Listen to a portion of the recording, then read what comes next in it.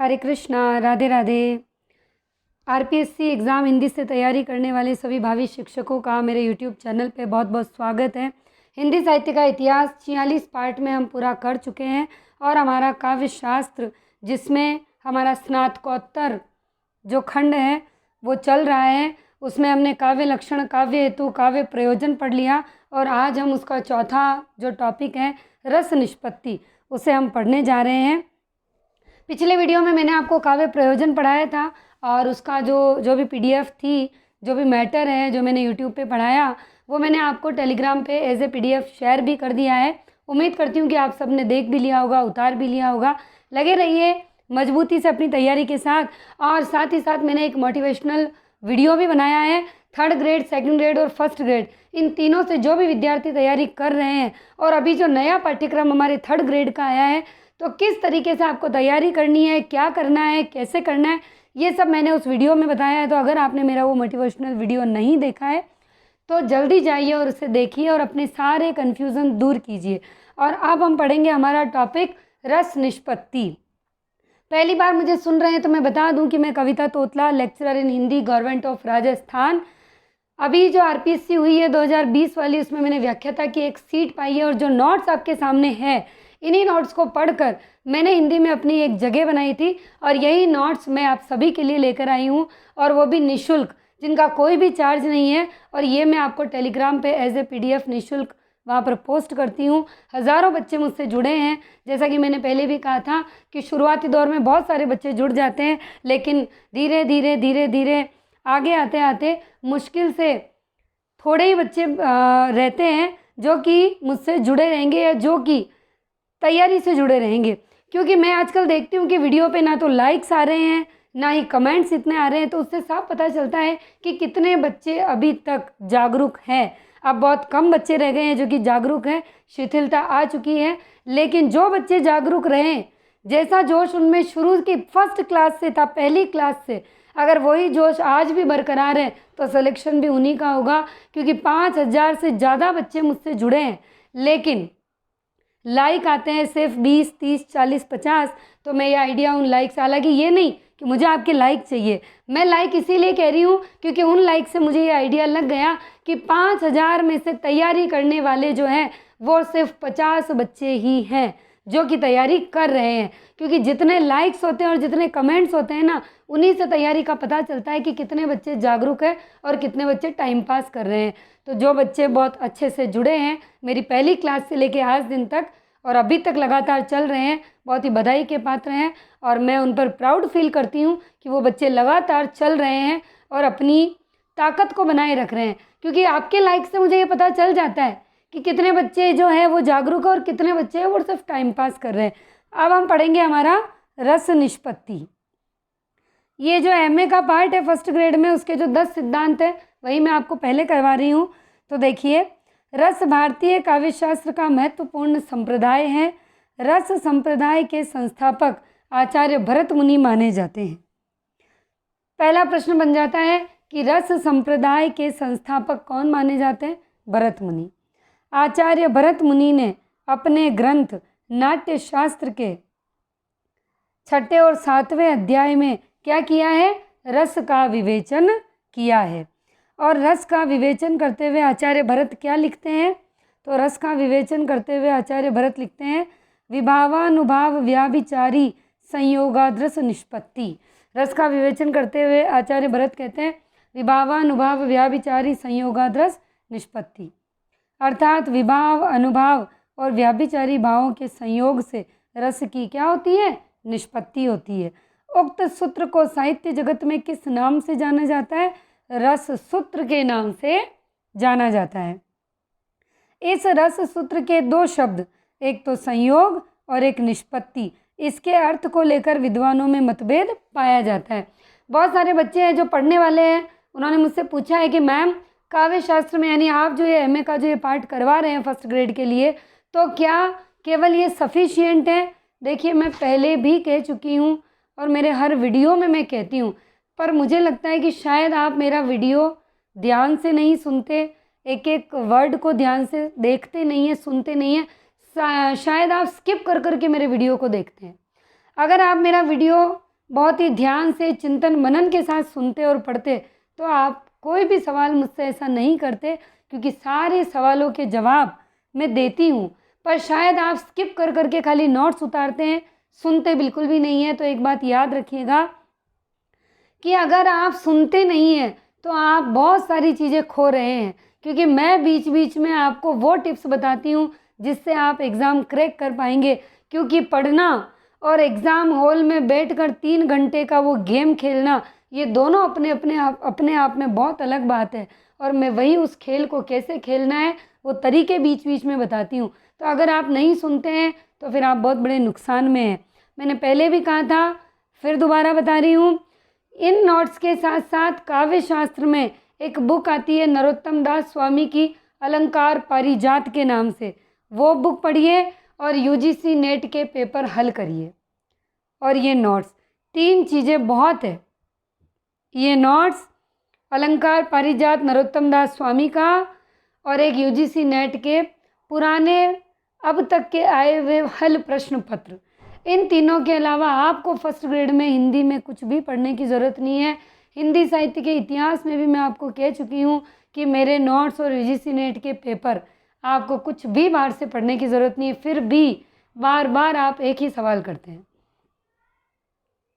आप देखिए आगे, भरत मुनि के रस सूत्र की 4 आचार्यों ने भिन्न भिन्न व्याख्याएं की है, जिन्हें रस निष्पत्ति विषयक मत के नाम से जाना जाता है। चारों आचार्यों में से जो प्रथम 3 आचार्य हैं, उनका कोई भी ग्रंथ उपलब्ध नहीं होता है। मोस्ट इम्पोर्टेंट लाइन याद रखिएगा, ये हाँ और नहीं का खेल है, ठीक है।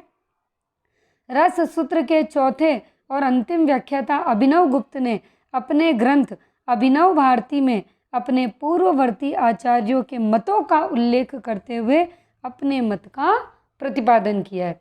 यानी प्रथम 3 ने तो क्या किया, कोई ग्रंथ ही नहीं है उनका। अब चौथे जो हमारे व्याख्याकार आते हैं वो है अभिनव गुप्त, और इनके ग्रंथ का नाम क्या है, अभिनव भारती। तो इन्होंने ही क्या किया, अपने मत का प्रतिपादन किया। आचार्य मम्मट ने चारों मतों का विवेचन अपने ग्रंथ काव्य शास्त्र में किया। यानी मम्मट जो है, इन्होंने क्या किया, ये जो 4 मत थे इनका अपने ग्रंथ काव्य प्रकाश में किया मम्मट ने। रस निष्पत्ति विषयक मतों को निम्नलिखित तालिका के द्वारा समझा जा सकता है। कैसे समझेंगे, देखिए, इस प्रकार से समझेंगे। सबसे पहले आएगा भट्ट लौल्लट, दूसरा आएगा शंकुक, तीसरा आएगा भट्ट नायक, और चौथा होगा अभिनव गुप्त। ये जो आपको सारणी दिख रही है यहाँ, आपकी परीक्षा में इससे बाहर एक भी प्रश्न नहीं होगा, क्योंकि पिछला पेपर उठा के देख लेना, इस पूरी सारणी के आसपास से ही रस निष्पत्ति से संबंधित प्रश्न पूछा गया है। 3 जनवरी 2020 में हिंदी का जो पेपर हुआ है उसमें रस निष्पत्ति जो आई है वो इसी सारणी के आसपास से ही पूछी गई है। पेपर उठा के देख लीजिए, बस समझना है आपको ध्यान से और सुनना है बहुत ध्यान से। उतारने की जल्दी मत कीजिए, हड़बड़ी मत करिए, पहले समझ लीजिए फिर उतार लीजिए। अब देखिए, सबसे पहले प्रश्न कैसे बनता है। सबसे पहले हम केवल यहाँ पढ़ेंगे जहाँ मैं आपको निशान बनाती हूँ, फोकस वहीं रखिए, दूसरी चीज़ें बाद में देखेंगे। भट्ट लौल्लट क्या थे, मीमांसक थे, ये प्रश्न बनेगा आपका। शंकुक क्या थे, न्यायिक थे, ये प्रश्न बनेगा।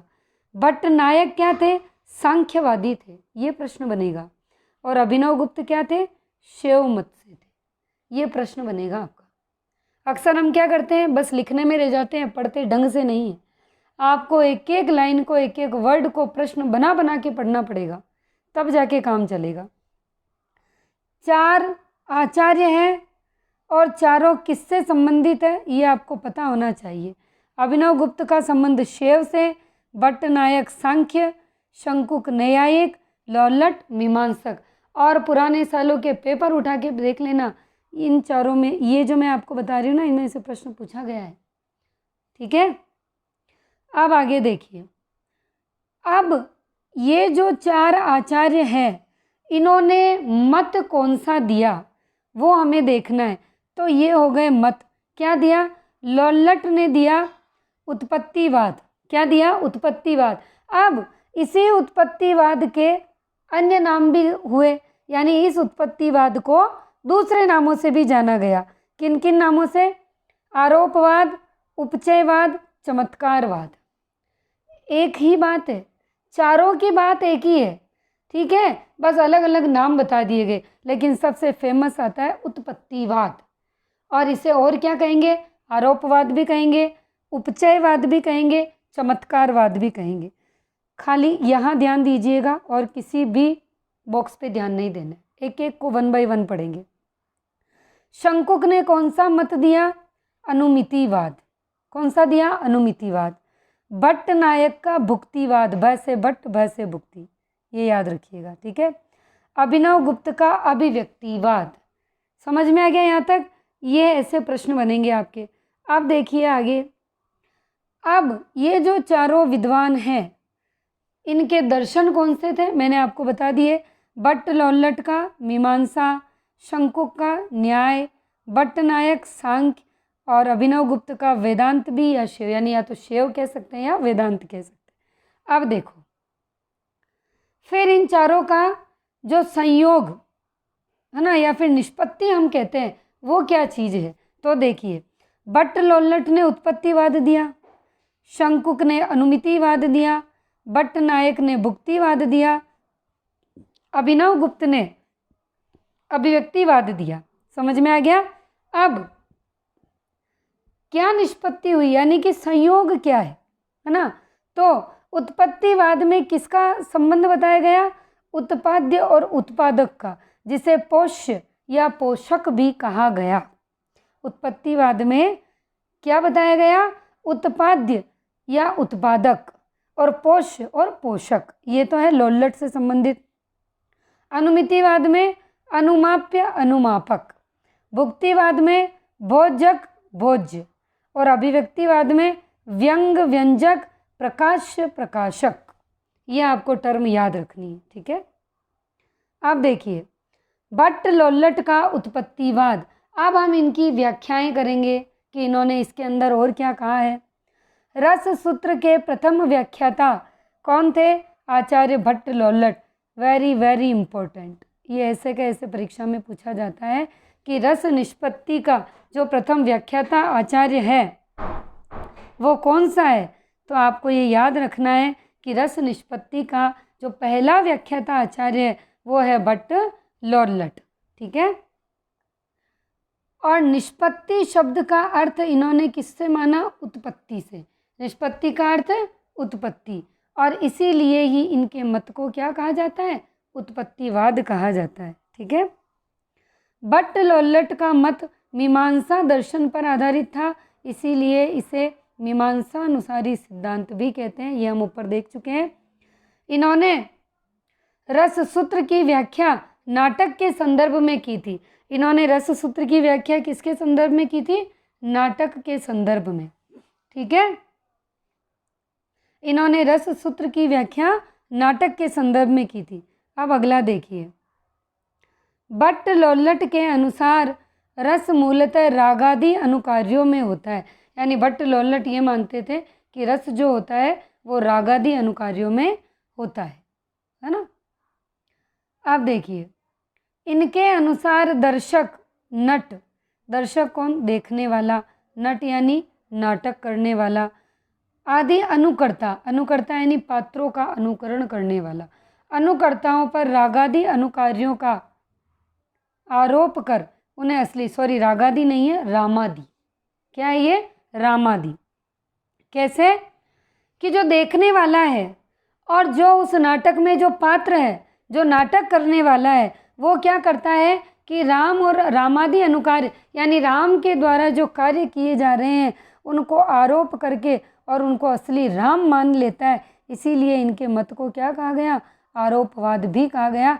पात्र को ही राम मानना, यानी पात्र पर ही राम का आरोप करना, ठीक है।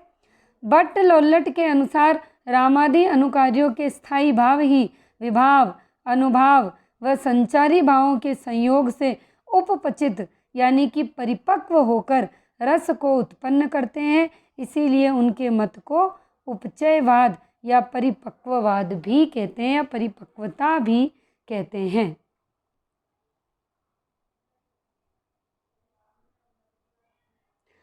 आचार्य भरत ने अपने सूत्र में स्थायी भाव का कहीं उल्लेख नहीं किया। मोस्ट इम्पोर्टेंट प्रश्न, अक्सर परीक्षा में पूछा गया है ये प्रश्न।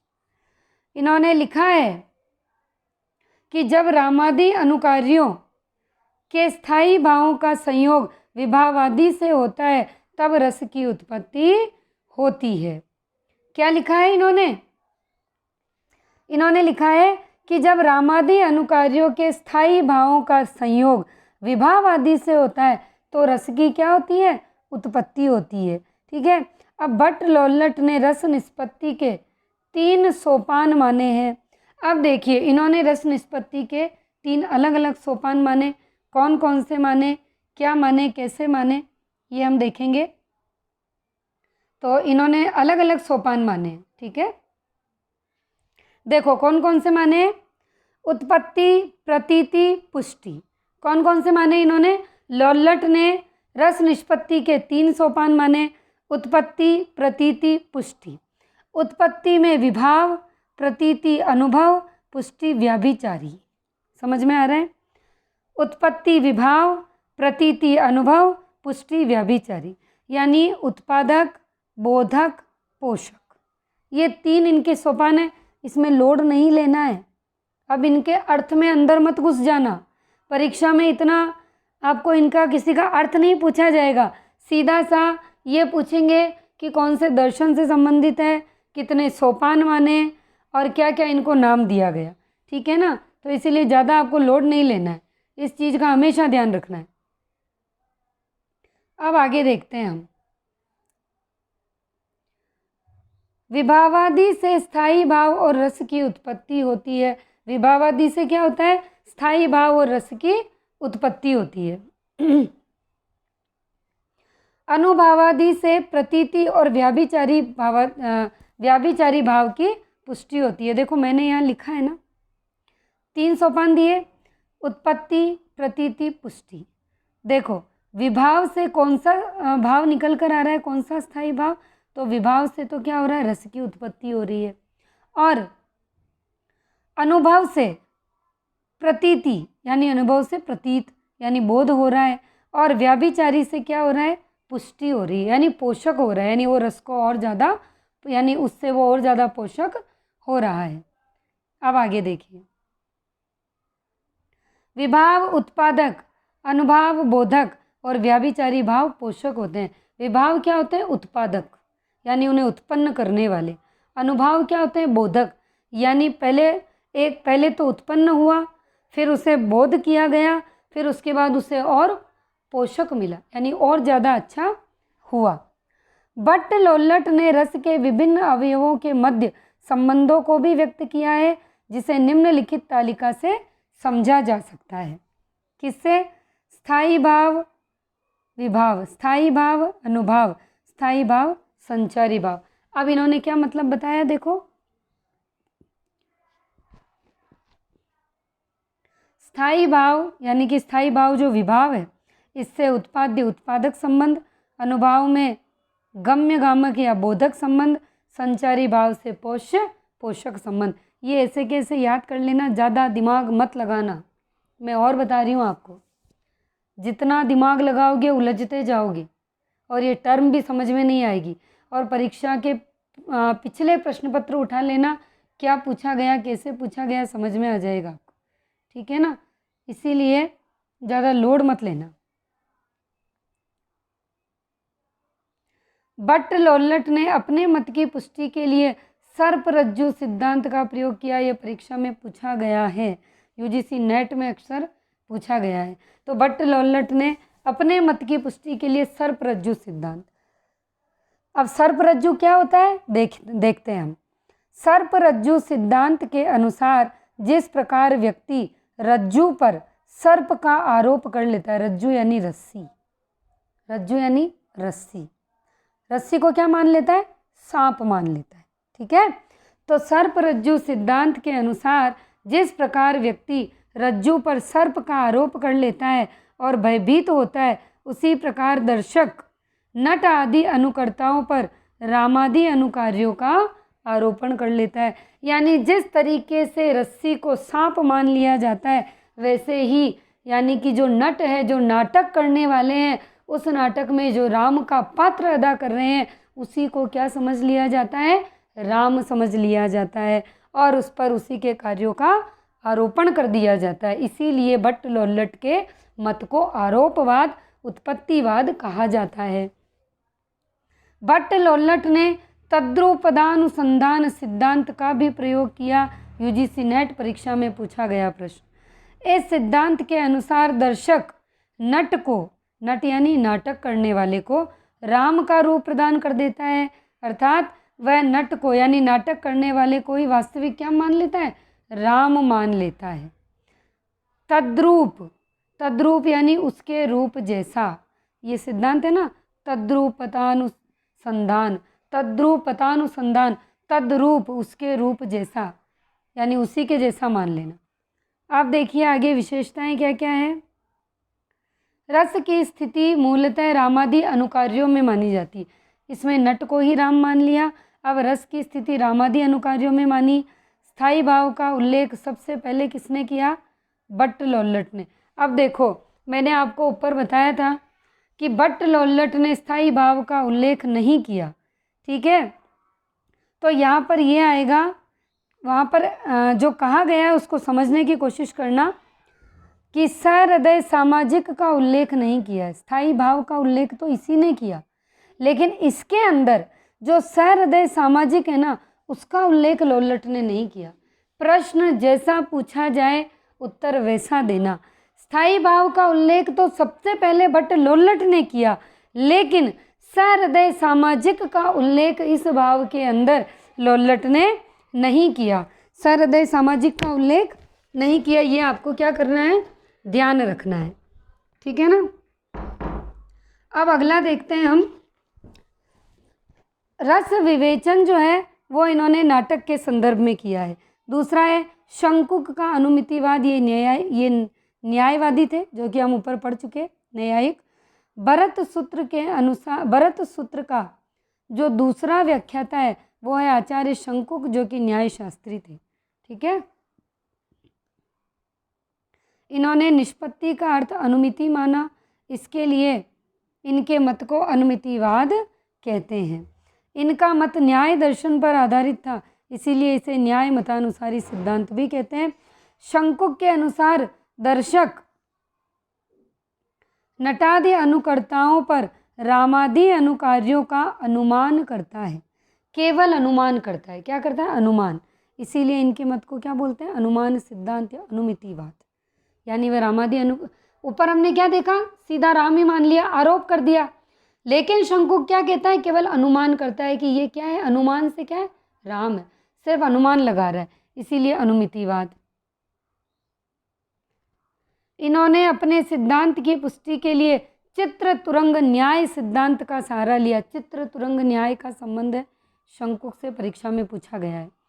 अब चित्र तुरंग न्याय का मतलब क्या है? मतलब है कि जिस प्रकार दर्शक घोड़े के चित्र में वास्तविक घोड़े का अनुमान करता है, वैसे ही जब नट आदि अपना पात्र अदा कर रहे होते हैं तो उसमें उस नट को राम होने का अनुमान दर्शक करता है। समझ में आ गया होगा। रस विवेचन इन्होंने भी नाटक के संदर्भ में किया है, जैसे लोल्लट ने किया था। चित्र तुरंग और धुआं अग्नि सिद्धांत किसका है? शंकुक का है। और उसी प्रकार से नटादि में रामादि का अनुमान करता है। न्याय दर्शन के अनुसार अनुमान के 3 भेद है। ऊपर लोल्लट ने भी 3 माने थे सोपान, ये 3 भेद है। पूर्ववत, शेषवत, सामान्य दृष्ट अनुमान। पूर्ववत, शेषवत और सामान्य दृष्ट अनुमान। पूर्ववत विभाव को कहा गया, शेषवत अनुभाव को और सामान्य दृष्ट संचारी भाव को। शंकुक के अनुसार विभाव एक पूर्ववत अनुमान है। शंकुक के अनुसार विभाव क्या है? पूर्ववत अनुमान है। अनुभाव शेषवत अनुमान है और संचारी भाव सामान्य दृष्ट अनुमान है। शंकुक ने अपने मत को स्पष्ट करने के लिए धुआं अग्नि सिद्धांत का प्रयोग किया। शंकुक ने अपने मत को स्पष्ट करने के लिए कौन सा सिद्धांत दिया? धुआं अग्नि। क्या विशेषता है? इन्होंने भी सहृदय सामाजिक का, अब देखो यहाँ पर नहीं है, ये गलत लिखा है, ठीक है। सहृदय सामाजिक का उल्लेख किया शंकुक ने। मैंने कहा था ऊपर कि भट्ट लोल्लट ने सहृदय सामाजिक का उल्लेख नहीं किया, जबकि स्थायी भाव का तो किया है। अगर ऊपर कहीं गलत लिखा है तो आप करेक्शन कर लीजिएगा। मैं फिर कह रही हूँ कि स्थायी भाव का सर्वप्रथम उल्लेख भट्ट लोल्लट ने किया, लेकिन सहृदय सामाजिक भट्ट लोल्लट ने नहीं किया। सहृदय सामाजिक का उल्लेख किया था शंकुक ने, ठीक है। रस विवेचन इन्होंने नाटक के संदर्भ में किया। रस को मूलतः रामादि अनुकार्यों में माना। सामाजिक को महत्ता देने वाला प्रथम आचार्य शंकु की रहा है, ठीक है। भट्ट लोल्लट व शंकु ने रस विवेचन नाटक के संदर्भ में किया है, ठीक है।